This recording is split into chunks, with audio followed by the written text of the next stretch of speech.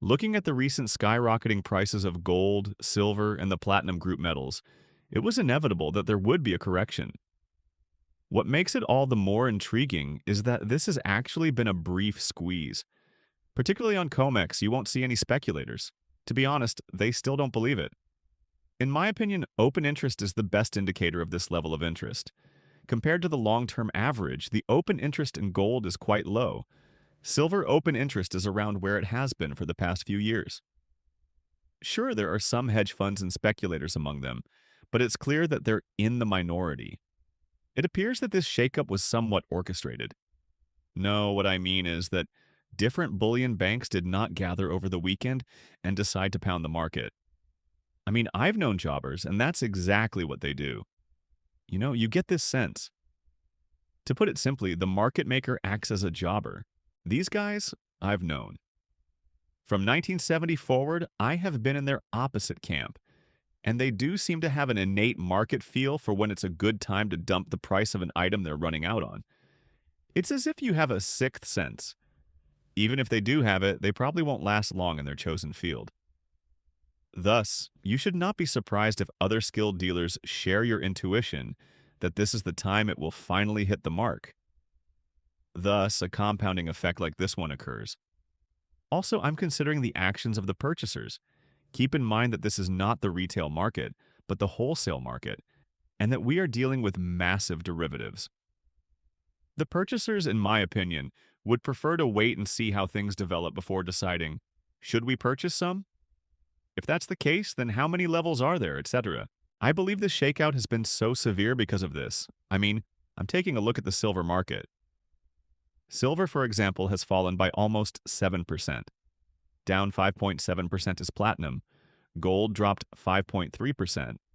Plus 5% is gold, as you mentioned before. This isn't so fantastic considering the increase we've witnessed. If you want to call it volatility, that's what it is. My advice has always been the same. Stay out of this market. Those dudes on the opposite side are very powerful, so trading it would be a complete madness. If you plan to trade it, they will steal every last cent from you. The short answer is that it all comes down to figuring out your motivation for wanting to invest in precious metals.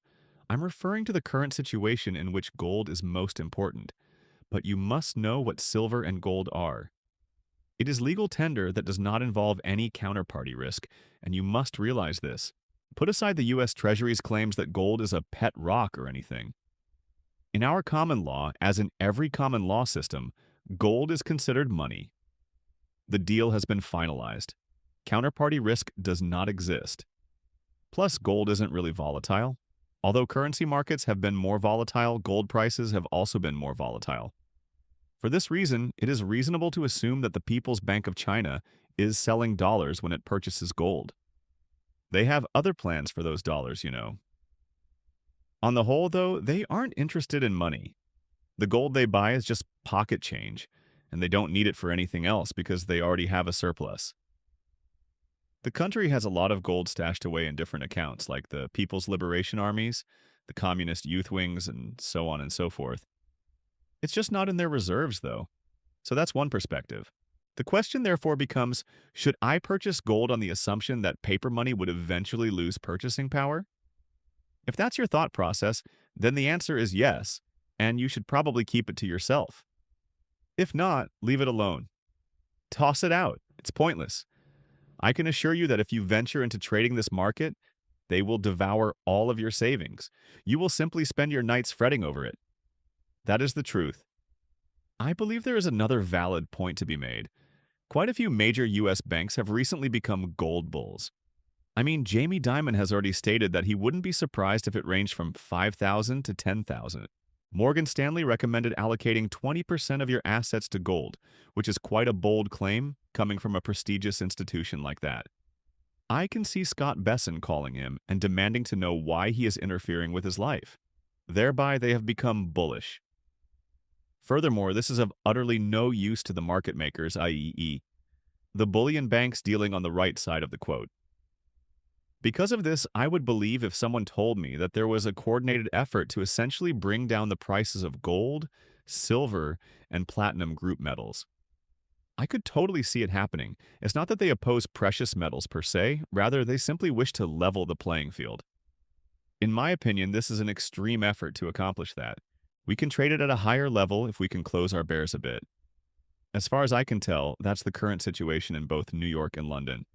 You are completely correct that there are practical issues when you stick to the market logic instead of the reasoning behind purchasing, holding, or hoarding gold and silver. I believe that we will also learn whether the scarcity is alleviated by charging greater costs. Whoever has been hoarding silver, I mean, come on, let's focus on silver for a second, is probably in the wrong camp. It's also true of gold, though in a somewhat different context. On the other hand, there are two types of silver hoarders. Their intentions are not to sell physical into the market because they are either investors or industrial users. The amount of silver held by investors is a topic of debate with different estimates being circulated. Somewhere between 2 and 3 billion ounces is the amount I've heard. I am uncertain. In my opinion, it's not even close to that. It seems like your only options are to study the COMEX and London stock markets, and maybe make an educated guess about what's happening in Switzerland. The idea that you have these investors, if you will, in countries like China and wherever else is likely to sell their things. So we'd rather disregard the rest of it. Rather than hitting the market at large if they sell it, it will likely circulate within the country.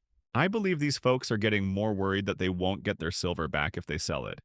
I think people feel that way because, as I've said before, if you've invested in silver, gold, and to a lesser degree platinum group metals, you're obviously betting that the value of your currency, the dollar, is going down.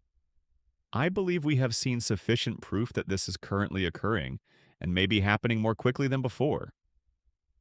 A certain level of exceptional economic acumen is not required. To see that Trump is acting irrationally and destabilizingly, all you have to do is look at his actions. The geopolitical climate, etc., are all readily apparent. The correct response, in my opinion, is to hold on to your silver. People will do that, in my opinion. That, in my opinion, is the main cause of the market pressure. I mean, you check out the LBMA and Bolton stock markets. I don't recall the precise numbers, but folks speculate about liquidity, and it's not a huge deal. It is, in fact. Of course, I heard from someone in Australia this morning, so it's not just the retail world, I mean the entire world, that you have on your side. I have also heard it in the United States, the United Kingdom, and everywhere else. The supply of silver and gold has been depleted. There was a halt at the Perth Mint. There is absolutely no gold, silver, etc. in it.